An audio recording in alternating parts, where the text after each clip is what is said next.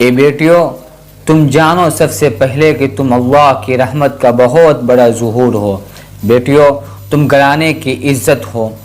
گھرانے کی عزت بیٹیوں کے کردار پر کھڑی ہوتی ہے۔ حضرت مریم علیہ السلام حضرت عیسیٰ علیہ السلام کو لے کر گود کے اندر،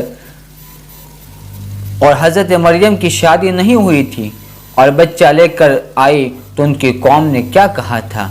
یہ ہارون کی بہن، نہ آپ کا باپ بدچلن تھا، نہ بد کردار تھا، اور نہ آپ کی ماں بدچلن تھی، اور یہ آپ کیا کر کے لائی ہو؟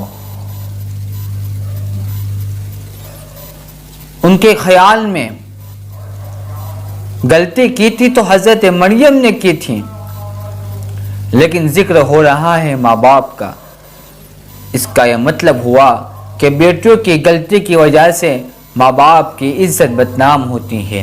بچیوں، اپنے جذبہ محبت کو صحیح استعمال کرو۔ تمہارے اندر کسی کے لیے جینے اور کسی کے لیے مرنے کا جذبہ اللہ نے کوٹ کوٹ کر رکھا ہوتا ہے۔ میں بچوں سے کہہ رہا ہوں کہ واقعی بچوں کے اندر محبت کا جذبہ، عشق کا جذبہ، وفا کا جذبہ اور مر مٹنے کا جذبہ بچوں میں جتنا ہے اتنا ہرگز یہ جذبہ بیٹوں میں نہیں ہوتا۔ تم ماں بننے کے لیے پیدا ہوئی ہو، تمہارے بچپن کے شوق ہے وہ بھی تمہاری ممتا سے جڑے ہوئے ہیں۔ تم کو اس وقت تک خبر بھی نہیں ہوتی جب تم گڑیا کھیل رہی ہوتی ہو، تم گڑیا کو شادی کروا رہی ہوتی ہو، گڑیا کو تم باقاعدہ دودھ پلا رہی ہوتی ہو، اس کو سلا رہی ہوتی ہو، اس کو نہلا رہی ہوتی ہو۔ یہ پتہ نہیں ہوتا تمہیں جس کی عمر 5 سال کی ہے، تمہارے اندر کی انتظار کرنے والی ماں کر رہی ہے۔ تم تو پیدائشی طور پر ماں بننے کے لیے پیدا کی گئی ہو۔ وہی جذبہ، وہی شوق بچپن سے تمہارے ساتھ لگا دیے جاتے ہیں۔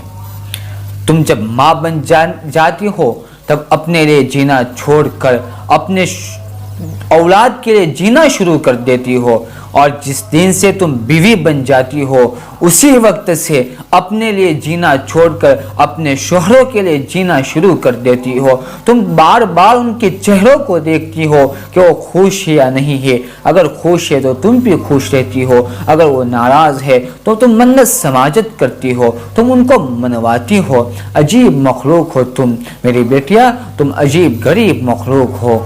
اگر مرد تمہاری قدر نہیں کر رہے ہیں تو تم خود اپنی قدر کرو، خود تو اپنے آپ کو پہچانو۔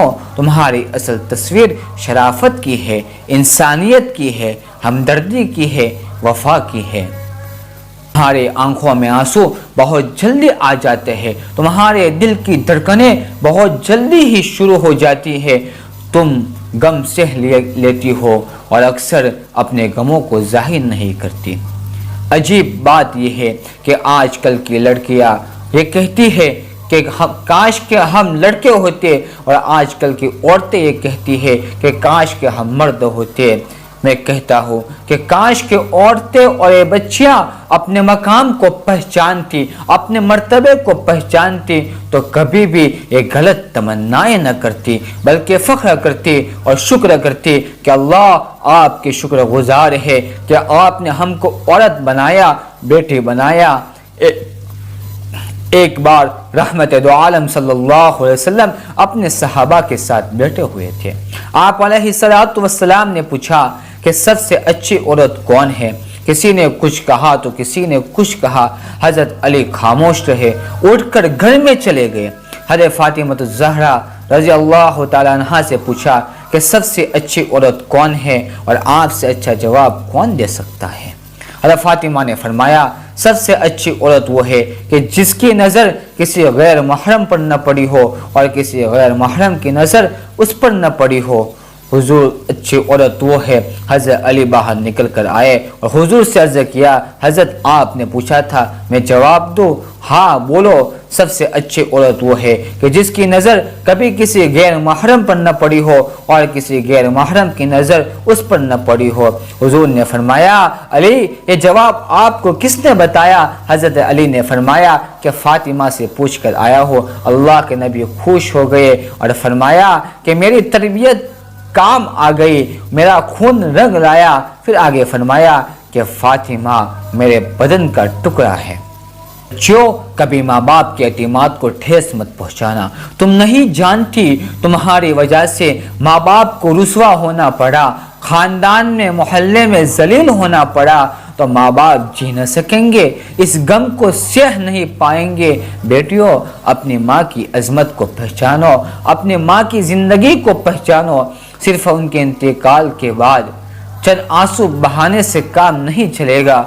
उनकी कदर करो, उनको मोहब्बत की नज़रों से देखो, उनके काम में हाथ बटाओ, उनकी खिदमत करो। बच्चों, इज़्ज़त एक ऐसी चीज़ है जो जाने के बाद कभी वापस नहीं आती। मेरी बेटियों और मैं बच्चों से कहूँगा कि ज़िंदगी में कोई ऐसी गलती मत करना कि जिसकी वजह से हमारे माँ बाप को मुआशरे में नीचा देख कर चलना पड़े, हमारे माँ बाप की इज़्ज़त खराब हो, उन पर दाग और धब्बा लग जावे। ए बेटियों, जानो सबसे पहले कि तुम अल्लाह की रहमत का बहुत बड़ा ज़ुहूर हो।